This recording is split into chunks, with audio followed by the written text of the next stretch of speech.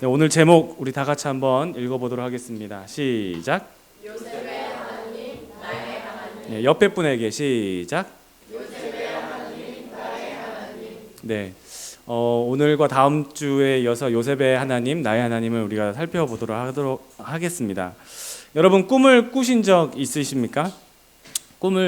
꿈이라는 건 물론 다 꾸지만 기억나는 그 꿈이 다음 날까지 또 한번 이렇게 계속 기억이 되는 그런 꿈들이 있죠. 뭐 좋은 꿈은 개꿈이더라, 뭐 반대로 뭐 돼지 꿈은 아니더라, 뭐 이런 얘기도 있고, 아이를 낳을 때 태몽을 꾸었는데 뭐 무슨 꿈이더라, 뭐 이런 이야기들도 많이 있지 않습니까? 꿈꾸는 요셉이 어떤 삶을 살았는지 이렇게 살펴보려고 하는데, 여러분이 아마 주일학교 때부터 많이 들어왔을 그런 말씀이기도 합니다.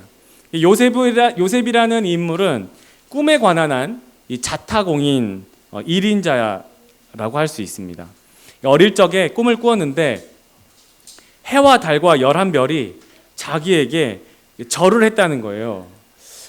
이런 밭에서 일을 하는데 내 곡식단이 일어나더니 자기에게 이 11 곡식단이 자기한테 다 절을 하더이다. 별들이 다 자기에게 절을 하더이다. 막 이런 얘기를 하는 거예요. 그렇지 않아도 오늘 여러분이 읽었던 말씀에 야곱이 노년에 얻은 아들이기 때문에 요셉을 굉장히 많이 사랑했어요. 다른 형들보다 이 아이만 유독 좋은 옷, 비싼 옷, 고급진 옷만 주고 똑같이 먹을 걸 주되 이 아이한테는 2배, 3배 이상을 막 주더란 말이에요. 그러니까 형들이 당연히 이게 좀 질투가 나겠죠? 안 그래도 막 그러고 있는데 형 별들이 나한테 절하던데? 이런 얘기를 막 하니까 승질이 나는 거죠. 형아들이 엄청 미워했어요. 요셉은 꿈꾼 거 자기가 꿈을 꾸었으니까 그대로 말한 것뿐이에요. 요셉이 성숙하지 못했고 그게 하나님이 주신 거 아니겠어요? 근데 하나님이 주신 것을 지혜롭게 사용하지 못한 거예요. 그 꿈이 잘못된 게 아니고 그걸 사용하는 방법을 모르는 거예요. 자, 때는 이때 양을 치던 형들을 찾아서 요셉이 이제 멀리 도단까지 찾아옵니다. 보니까 요셉이 오는 거예요. 형들이 뭐라고 하겠어요? 야, 저기 꿈꾸는 자가 온다. 막 이러는 거예요. 다른 형들이 저놈을 오늘 우리 죽이자. 형제인데 죽이자. 딱 이러는. 그러니까 큰형 르우벤이 그래도 동생이니까 죽이지는 말자. 그런데 이제 요셉이 딱 오니까 형들이 이 요셉을 깊은 물 웅덩이에 빠뜨려 버린 거예요. 다행히 물이 없었어요. 이때 빠뜨려 가지고 얘를 어떻게 할까 막 하다가 사나운 짐승이 그냥 물어가게 내버려 둘까 하다가 이 루벤 형이 잠깐 어디 간 사이에 다른 형들이 보니까 저쪽에 미디안 상인들이 오는 거예요. 미디안 상인들한테 팔아버린 거예요. 요셉을 노예로 팔아버린 거예요. 돈을 받고. 그래가지고는 루벤 형아 오기 전에 요셉의 옷을 다 찢어가지고 염소를 잡아서 염소 피를 아예 옷에 적셔가지고 탁 놔두니까 루벤 형아가 잠깐 갔다 왔더니 옷만 남은 거. 어떡해, 동생이 죽은 거야. 그거 가지고 아버지한테 갖다 드렸어. 아버지가 그렇게 사랑하는 아들의 옷을 보더니 사나운 짐승이 내 아들을 잡아 먹어버렸구나. 어떡하냐, 내가 죽어버려야지. 이러면서 아버지가 이제 망연자실하는 거예요. 이렇게 이제 요셉이 애굽으로 팔려오는 거예요. 애굽의 노예 시장에 팔려왔는데 얘 누가 샀냐면 이제 여기서부터 좀 이렇게 극적인 것들이 저번에 말씀드렸듯이 플롯이 있는 거예요. 누가 사냐면 이집트의 파라오, 성경에는 바로라고 되어 있는데 이 파라오의 경호실장, 그러니까 최측근에서 보는 그 경호실장이 노예로 산 거예요. 그러니까 그 경호실장의 이름은 보디발, 이름이 보디발이에요. 왼발 오른발 아니고 보디발. 보디발이 이런 데서 터지네요. 네. 보디발이 샀어요. 자, 우리 생각에는 여러분 가만 생각해봐요. 하나님이 함께 하시면 애초에 팔리지 않아야 되는 거 아니에요? 그렇죠? 하나님이 함께 하시면 형들에게 사랑받아야지. 뭐 형들한테 미움을 받아요. 왜 팔려요? 말이 안 되잖아요. 이게 한국 사람뿐만 아니라 모든 사람들의 마음 근간에 있는 그 기복 신앙의 시작이에요. 모든 게 뭔가 잘해야지 복을 받고 내가 이렇게 했어야 복을 받고 안 그랬더니 저주를 받고 그 마음, 이게 왜곡된 하나님, 그게 있는 거예요. 그래서 여러분 항상 하나님 말씀 들을 때 여러분 안에 있던 그 왜곡된 프레임을 깨트려야 돼요. 제대로 하나님을 바라보려면 성경에서 그 하나님이 어떻게 말씀하는지를 잘 봐야 돼요. 그게 복음이에요. 왜곡된 하나님 보면 안 돼요. 자, 팔리지 말아야 되는 건데 이런 고난은 애초에 찾아오면 안 되는 거예요. 아니면 믿음이 없어서 이런 일이 찾아왔나 이렇게 생각할 때가 참 많지 않습니까? 그죠? 내가 믿음이 없어가지고 믿음이 좋으면 이런 일이 안 온다는 거 아니겠어요? 완전 극과 극으로 이렇게 생각해버리 이분법적인 안 좋은 프레임을 가지고 하나님을 늘 생각한다는 거예요. 이게 깨트려야 돼요. 아니에요. 가만 보면 여러분 요셉이 믿음이 좋아서 이런 일이 생긴 것도 아니고 믿음이 없어서 자초된 일이 아니에요. 하나님이 요셉을 선택했기 때문에 진행되는 일이에요. 그러면 지금 이 자리에 앉아있는 여러분도 하나님이 선택했기 때문에 똑같은 상황이 벌어진다는 것이 사실이라는 거예요. 여러분이 믿음이 좋아서 그런 일이 안 생기거나 믿음이 안 좋아서 이런 일이 생긴다거나 그런 일이 아니라는 거예요. 이런 일은 생겨요. 근데 하나님의 의도가 있다는 거죠. 하나님의 뜻이 있다는 거예요. 그게 선택받은 자의 사랑, 특권인 거예요. 자, 하나님이 이렇게 믿음이 없어 보이는 어리숙하고 이렇게 믿음이 없는 게 참 당연해요. 아직 어리숙한 게 당연해요. 요셉 봐요. 지금 뭐 팔려왔는데 소년이란 말이죠. 뭐 하나 잘하는 거 없고 그냥 꿈만 꾸는 거예요. 하나님이 주셨기 때문에 꿈만 꾸는 거예요. 근데 하나님께서 요셉을 쓰시기 위해서 훈련으로 데려고 가는 장면인 거예요. 이제 첫 스타트 끄는 거예요. 여러분 이 상황에 섰을 때 여러분은 어땠겠어요? 난 죽었구나. 내 주인은 어떤 주인일까? 막 모지게 나를 때리는 주인일까? 얼마나 겁이 나겠어요. 여러분이 밴쿠버에 처음 와서 겁이 나고 두려움 가운데 막 눈물 막 나고 그거보다 더 심한 그런 상황이지 않습니까? 자, 근데 39장 3절부터 보면 이렇게 말씀합니다. 시작. 그의 주인이 여호와께서 그와 함께 하심을 보며 또 여호와께서 그의 범사에 형통하게 하심을 보았더라. 노예가 왔는데 이상하단 말이에요. 이상하다는 걸 내가 요셉이 보여주는 게 요셉이 이상하게 이상한 짓을 막 이렇게 머리카락 뭐 이렇게 이상한 짓을 하는 게 아니고 요셉을 보니까 뭔가 달라요. 지금 이집트에 그 당시 당대 최고의 선진국이라고 하는 그 이집트의 수석 경호실장 눈에 보기에 달라 보이단 말이에요. 뭔가 이상하단 말이에요. 여호와께서 그와 함께 하심을 봤대요. 그의 주인이. 여호와께서 그의 범사에 형통하게 하심을 봤대요. 자기가 아니고 요셉이 막 그렇게 잘 되는 걸 자꾸 본다는 거예요. 그 일을 맡겨놨더니 그 일을 너무 잘하더라는 거예요. 이 보디발이 봤을 때 누가 보는 거예요? 그러면 하나님이 보인다는 거예요. 지금 여호와께서 그와 함께 하신다는 걸 봤다는 거 아니에요. 여호와께서 봤다는 거예요. 여호와께서 그렇게 하시는 것을 봤다는 거예요. 요셉을 보니까 하나님이 보이는 거예요. 요셉을 보니까 하나님이 하시는 걸 보는 거예요. 여러분을 보니까 하나님이 하시는 걸 보는 거예요. 근데 그 상황은 어떤 상황? 노예 상황이에요. 한탄하는 게 아니에요. 내 상황을 난 망했구나라고 저주하고 원망하고 불평하는 게 아니에요. 그 상황 가운데서 하나님이 함께 하심을 다른 사람이 보고 있다니까요. 근데 노예 상황이에요. 이게 하나님이 우리에게 말씀하시는 거예요. 여러분 힘들어요. 절망적인 것 같아요. 막 답이 안 나와. 내가 이걸 과연 할 수 있을까? 내가 과연 이걸 헤쳐나갈 수 있을까? 내가 여기서 잘 적응할 수 있을까? 내가 뭔가를 해낼 수 있을까? 영주권 이게 잘 될까? 내 비자가 잘 될까? 근데 노예 바닥 생활인데도 보디발이 보기엔 하나님이 함께 하시는, 여러분, 주어는 요셉이 아니고 하나님이에요. 여러분이 아니고 하나님이에요. 하나님이 우리를 사랑하셔서 자신의 아들 예수 그리스도를 우리에게 보내셨어요.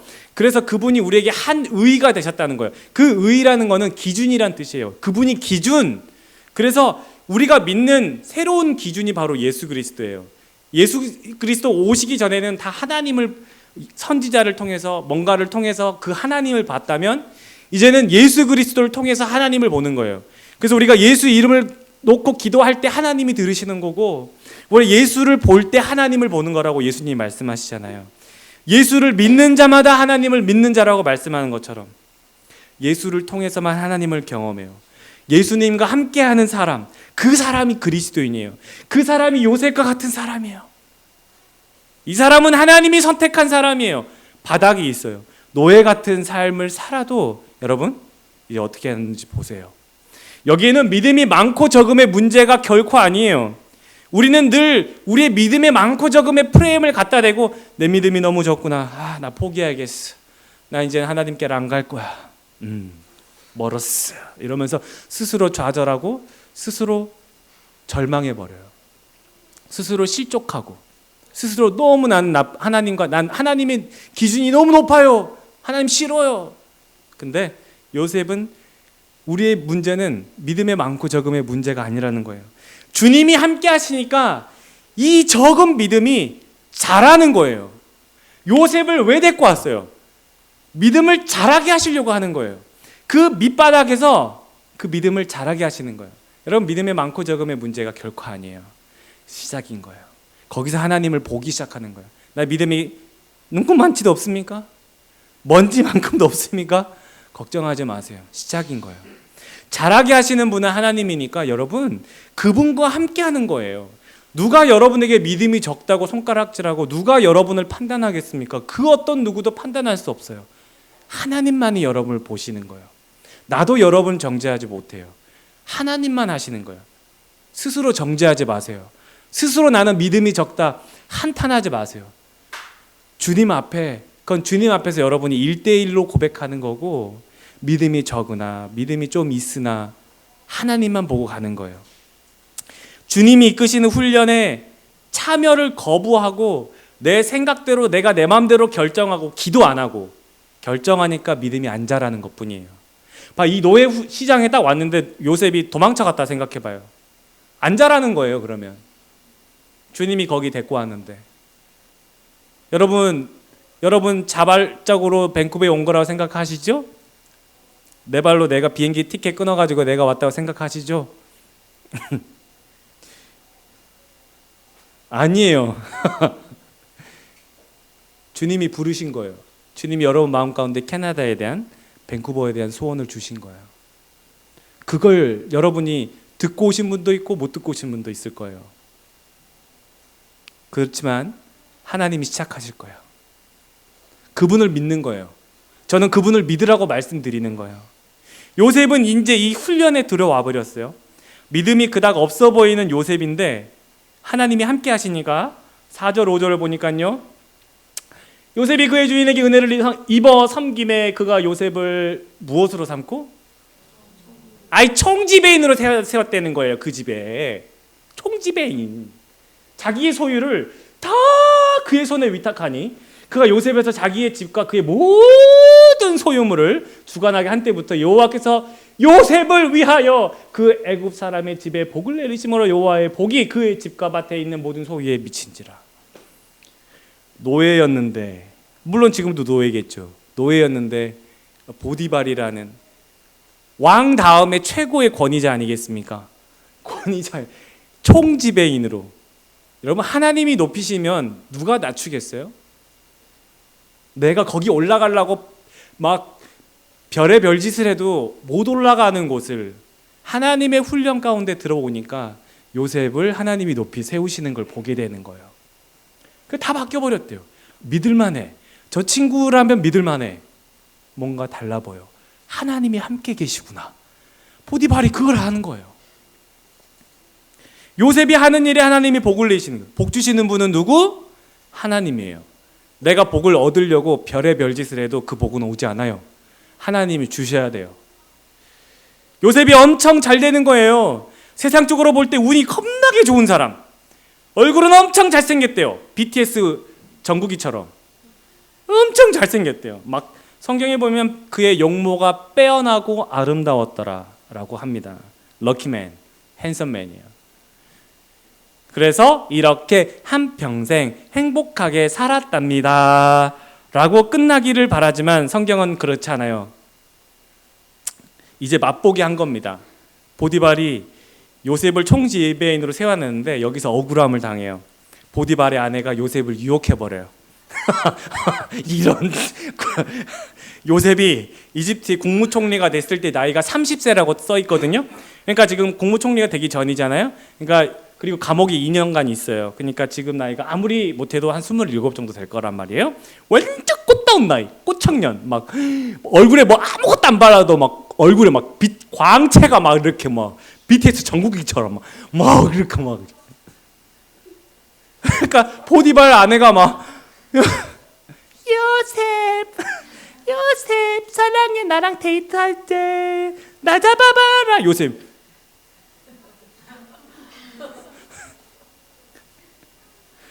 성경에 보면 날마다 유혹했대요. 날마다 유혹했대요. 날마다 요셉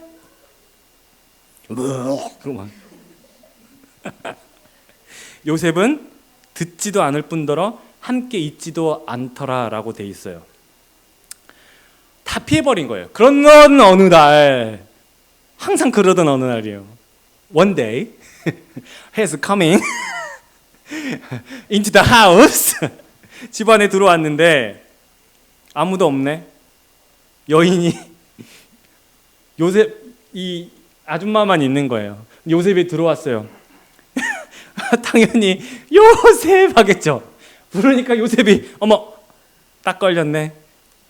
여인이 요셉을 잡으려고 하니까 요셉이 자기 옷을 팽개쳐버리고 도망가 버렸어요. 그러니까 이 여인이 뿔딱지가 나가지고 자기 집 하인을 다 부른 거예요. 이 옷 누구 건지 아니? 요셉 거야. 요셉이 나한테 나쁜 짓을 하려고 그랬어. 이 저 나쁜 놈을 잡아 죽여. 그 얘기를 보디발한테 한 거예요. 남편한테. 남편이 어떻게 했어요? 분노한 거죠. 요셉을 어디다 가든 감옥에다 가다 둬요. 근데 이 감옥이 어디냐면 아무나 가는 감옥이 아니고 굉장히 하이 클래스, 왕의 제수들만 가는 탑 클래스 감옥에 갇히게 됐어요. 억울한 일도 당하는. 지금 여러분 또 생각이 들겠죠. 하나님이 함께 하시는데 이거 억울함을 당하면 안 되는 거 아니에요? 그죠? 그것도 지금 왕의 제수들만 이거 지금 뭐 사형 아니면 다시 복직인데 이거 큰일 났어요. 이거 지금 그것도 높은 자기도 지금 신분이 높은 것도 아니고 노예 처지인데 저기 잡혀 들어간 거예요. 하나님이 함께 하신데 이 감옥이 웬 말이에요. 지금 억울하게. 자 보세요. 하나님과 함께 하기 때문에 요셉 자신도 이런 억울한 일을 당했음에도 이렇다 말이 없는 거예요. 믿음을 자라게 하시는데 복을 주시기도 하고 어려운 일을 경험하게 하시기도 해요. 우리의 관점은 복에만 있어요. 그래서 복을 안 주시면 하나님이 나를 싫어하신가 보다라고 생각해요. 내가 시험을 봤는데 떨어져 버렸어. 그러면 하나님이 나를 싫어하시나 보다라고 생각해요. 그렇죠? 그런 프레임에 여러분이 다 갇혀 있다는 거예요. 그걸 깨는데 여러분 이걸 깨기 시작하는데 하나님 훈련이 필요하다는 거예요. 여러분 들어서 지금 알죠? 근데 막상 그게 탁 닥쳐지면 여러분 그 프레임에 탁 갇혀요. 그래서 여러분 이 프레임을 깨기 위해 진짜 그 사랑의 하나님, 진짜 그 신실이란 말은 변함이 없는 나를 사랑하신다는 것이 변하지 않는 그 하나님을 만나기 위해서는 이런 하나님을 여러분이 경험하게 만드실 거예요. 우리의 관점은 복에만 있는데 하나님의 관점은 예수를 끝까지 믿느냐 안 믿느냐에 있어요. 그것을 버티느냐 버티지 않느냐. 그 절망 가운데서도 내가 예수를 바라보고 있느냐 아니냐의 차이예요. 요셉이 그렇게 이렇게 노예로 팔려가면서 이제는 감옥에 갇혔는데도 별 말을 하지 않아요. 하나님과 함께하는 그 믿음이 점점 자라고 있음을 보여줘요. 우리 다음 주에 나누겠지만 이 요셉이 엄청난 발언을 파라오 앞에 합니다. 엄청난 발언을 해요. 파라오가 이렇게 얘기해요. 네가 꿈을 해몽한다면서요. 네가 꿈을 그렇게 잘 푸니? 한번 해봐. 이렇게 얘기하거든요. 예, 뭐 요셉이 그 왕 앞에서 노예 신분에 말 하나 잘못하면 바로 끽인데 이렇게 얘기합니다. 꿈의 해몽은 제가 아니고 하나님이 하실 겁니다. 이런 얘기를 노예 주제에 이집트의 신이 얼마나 많습니까? 여러분 잘 아시잖아요. 저런 얘기를 하나님이라는 이야기를 그 앞에서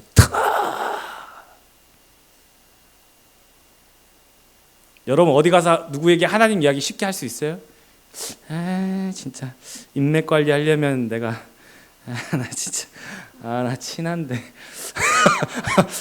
나 관계 끊기면 안 되는데 여러분 그런 관계 속에서 얘기하는 거란 말이에요. 감옥에 갇힌 죄수 요셉 21절 23절 여호와께서 요셉과 함께 하시고 그에게 인자를 더하사 이젠 누구에게 은혜를 받게 하세요? 간수장에게 은혜를 받게 하시매 간수장이 옥중 죄수를 다 요셉의 손에 맡김으로 그 재반 사물을 요셉이 처리하고 간수장은 그의 손에 맡긴 것은 무엇이든지 뭐 안 했대요? 살펴보지 아니하였으니 이는 여호와께서 요셉과 함께 하심이라 여호와께서 그를 범사하여 형통하게 하셨더라. 그 누구도 막지 못해요.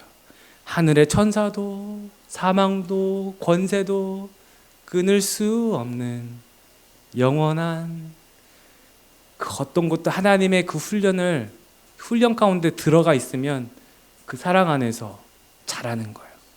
여러분 믿음이 자라기를 원하시는 거지 내가 하나님이 복의 근원인데 복을 안 주시려고 하시겠어요? 복을 주고 안 주고의 문제가 아닌 거예요. 예? 근데 우린 그 복에만 막 집착하는 거예요. 내가 16번, 24번, 31번 썼으니까 하나님 마지막에 30번 터져야 됩니다. 31번 로또 안 하면 나 하나님 안 믿어. 나 다음 주 주일 안 갑니다. 이게 얼마나 큰 죄예요. 하나님의 그 훈련을 완전 거부해버리는 거예요. 하나님께서 계속 여러분에게 사인을 주는 거예요. 나랑 사랑하자. 나랑 사귀자. 나랑 교제하자. 나랑 만나자. 계속해서 여러분에게 하시는 그 사인이에요. 말씀이에요. 여러분 얼마나 많이 찾습니까? 찬 것들이 많이 있을 거예요. 그래도 괜찮아요. 또 하나님 또 부르세요. 요셉이 그렇게 하는 거예요. 지금 그 훈련 가운데 아니 감옥에 들어가는데 간수장이 보니까 진짜 너무 잘하는 거예요. 야 여기 저기 306호 여기 열쇠 있으니까 가서 좀 저 503 열쇠 여기 있으니까 쟤 좀 뭐 조용히 좀 시켜라. 이런 식으로 열쇠 다 맡기고 요셉이 교도소장 직무대행이 된 거예요. 우리는 처한 상황에 따라서 하나님이 원망스럽고 불평도 많고 저주를 받은 거 아닌가 생각하지만 요셉도 우리가 별반 다르지 않았지만 이 믿음이 적은 친구인데도 이런 요셉이 고난을 당하면서 하나님의 뜻을 조금씩 알기 시작하면서 하나님이 나와 함께 하시니까 겁이 안 나기 시작하는 거예요. 염려가 들지 않다라는 거예요. 여러분 왜 염려합니까? 하나님이 함께 하신다는 걸 여러분이 안 믿고 있기 때문에 그래요. 하나님이 함께 하시면 이렇게 된다니까요. 그러니까 고민을 염려를 맡기는 거예요. 맡기는 거. 이게 하나님이 지금 하고 계시는 거구나. 그러면 내가 특별히 물론 그 상황에서 여러분 최선을 다해야 되지만 하나님께서 내 삶을 주도하고 계시겠구나. 맡기는 거예요. 그렇게 맡기고 염려하는 거지 못 맡기고 막 불안해가지고 기도하는 거는 주님이 그런 기도는 많이 안타까워하죠. 맡기고 기도하는 걸 주님이 엄청 좋아하세요. 믿음은 강제로 새벽 철야 금식한다고 해서 믿음이 생기는 게 절대 아닙니다. 제발 뭔가 하려고 막 새벽 하려고 막 철야 가가지고 막 그렇게 해가지고 믿음 생길 그런 믿음은 그냥 갖다 버려요. 믿음은 그렇게 자라는 게 아니에요. 아니, 왜 평상시에 여러분의 삶에서 하나님 훈련시키기를 원하는데 그런 훈련은 냅다 걷어차버리고 뭔가 지가 원하는 게 있으니까 막 그때만 와가지고 이런 거는 하나님이 그 동기를 모르시는 게 아니거든요. 달라지는 거 하나 있어요. 자기 목만 쉬는 거. 변하는 건 없어요. 믿음이 안 자라요. 지금 나와 함께 하신 하나님, 지금 상황, 지금 형편, 처지를 말씀하시고 깨닫게 하시는 뜻을 기도 가운데 알게 되는 거예요. 여러분의 그 삶 가운데서. 여러분의 삶을 충실하게 하나님과 매일매일 사는 게 더 아름다운 거지. 막 특별히 막 내 40일 기도합니다. 시작합니다. 주님 못 믿어요. 주님도 불편해하는 거. 여러분 그럼 주님 불편하잖아요. 그렇죠? 왠지 기도하러 왔는데 주님이 불편해한. 하나님도 여러분 좀 불편해. 서로 불편해가지고 왔니? 기도는 하나님의 뜻을 아는 것이지 내 소원, 내 욕구를 이루기 위한 그런 그게 아니란 말이에요. 알라딘 램프가 아니란 말이에요. 결국 하나님은 내가 잘 되기를 바라시지만 그게 우리가 바라는 복으로만 인도하시는 게 아니라는 걸 요셉을 통해서 알게 됩니다. 요셉이 깊은 웅덩이에 빠졌고 노예로 팔려버렸고 또 죄수가 되면서 나락으로 떨어지는 바닥을 치는 인생 같지만 하나님이 함께 하시니 거기서 인도하시는 주님을 만나게 되는 거예요. 하나님이 함께 하시니 형통이라는 문장에는 그 형통이라는 문장에는 그것이 고난이어도 바닥이어도 앞으로 막막하고 답답하고 그런 문제가 생겨도 하나님이 함께 하시면 형통이라는 문장이 성립되도록 여러분을 인도하실 거예요. 믿음은 감성적인 게 아니에요. 여러분 기분 좋으라고만 그렇게 인도하시는 분이 아니라는 거예요. 오히려 믿음은 지적이고 이성적입니다. 그 이성과 지성을 뛰어넘는 영성의 신비로 여러분을 이끄실 거예요. 충분히 여러분이 납득하도록 하나님이 여러분을 설득하실 거예요. 그분은 설득하고 남는 지혜가 있으신 분이에요. 논리력이 있으신 분이에요. 뛰어나신 분이에요. 누가 감성적으로 여러분의 마음을 터치하겠어요? No. 제가 손가락이 짧아가지고. 네. 요셉과 함께 하시는 하나님이 지금 여러분과 함께 하십니다. 그 전능하신 하나님이 드라마틱한 이야기를 지금 여러분과 함께 쓰고 계시는 거예요. 여러분 바로 그 훈련에 들어왔습니다. 여러분 그 사랑 안에서 미숙하고 허술한 이 요셉을 성장시키는 그분을 바라보면서 여러분도 그 하나님을 믿고 강구하는 저와 여러분 되시기를 예수님의 이름으로 축원합니다.